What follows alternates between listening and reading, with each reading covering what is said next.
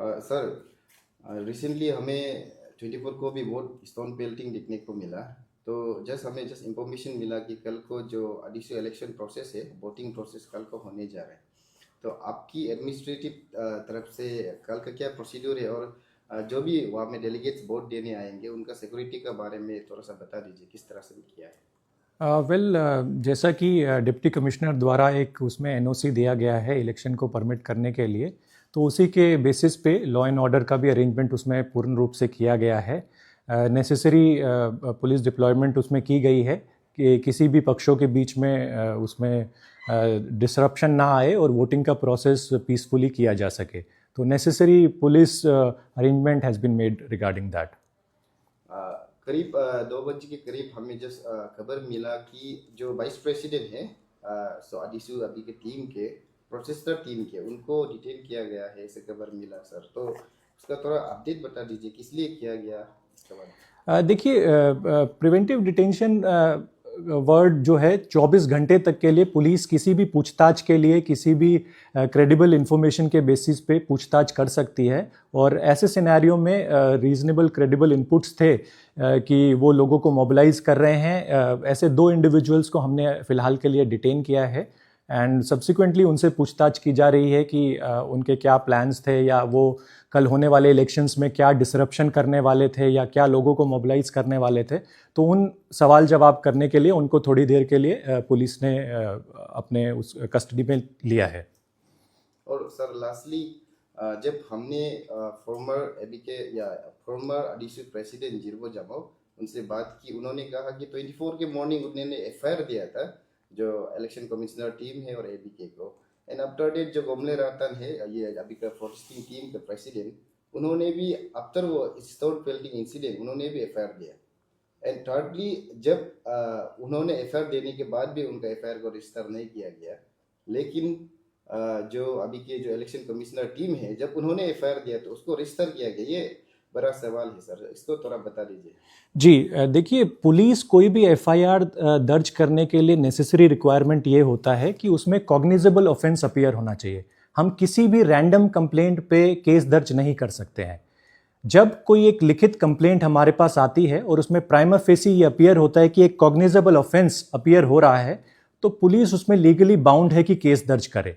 लेकिन जब कोई एक ऐसी कंप्लेंट आती है जिसमें क्लियर नहीं है, उसमें आप स्पेसिफिकली कॉग्निजेबल ऑफेंस को on the face of it नहीं अपीयर करा पा रहे हैं, तो उसमें इंक्वायरी की जाती है। ऐसा करके जो कंप्लेंट जिसके बारे में आप बात कर रहे हैं उसमें इंक्वायरी किया गया है, और साथ ही साथ एक नॉन एफआईआर ड्रॉ करके, यानी कि इसमें कोई कॉग्निजेबल ऑफेंस नहीं बन रहा है, उस नॉन एफआईआर को ड्रॉ करके मजिस्ट्रेट के सामने पेश किया गया है।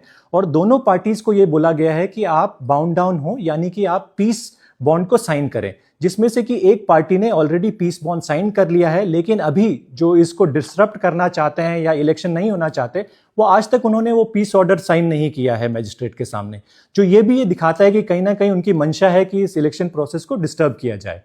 और जहां तक अगर अभी भी वो डिससेटिस्फाइड है कि एफआईआर दर्ज नहीं हुआ, तो वो लीगल रिकोर्स को ले सकते हैं। वो सुप्रिंटेंडेंट ऑफ पुलिस को लिख सकते हैं, वो कोर्ट को भी लिख सकते हैं कि उनका एफआईआर को दर्ज किया जाए। तो अभी तक उन्होंने मुझे तो कुछ लिखा नहीं है, तो दे शुड हैव अप्रोच्ड मी, जो उन्होंने अभी तक नहीं किया है। Sir, one more question.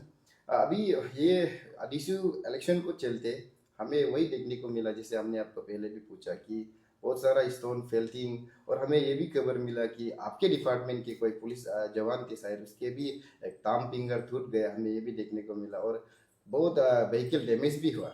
तो not as an east SP but एक यहाँ के जो सीनियर सिटीजन, और यहाँ पर जो आपने पहले बहुत काम किया यहाँ पर, तो आप क्या एडवाइस देना चाहेंगे बोथ साइड को, और अभी के जो प्रोटेस्टर है, और कल जो यंग जनरेशन लोग कल को जो पार्टिसिपेट कर दी जाएंगे, उनको क्या कहना चाहेंगे?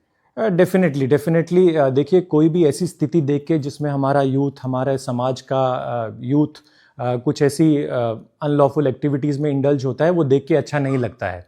तो इसी में मेरे तरफ से, पुलिस डिपार्टमेंट की तरफ से मेरा यही संदेश रहेगा कि इस इलेक्शन प्रोसेस को जो भी है उसको लीगल तरीके से होने देना चाहिए। जहाँ तक बात है, अगर कोई इससे किसी को प्रॉब्लम है या कोई सेटिस्फाइड नहीं है, तो उसके लिए सारे लीगल व्यवधान, सारे लीगल रास्ते खुले हुए हैं। उसी लीगल रास्तों को उन्हें अपनाकर अपने जो भी रेमेडी वो सीख करना चाहते हैं वो करना चाहिए। अगर वो किसी प्रकार से डिसरप्शन करते हैं, लॉ एंड ऑर्डर को अपने हाथ में लेते हैं, तो police will be legally bound to take action.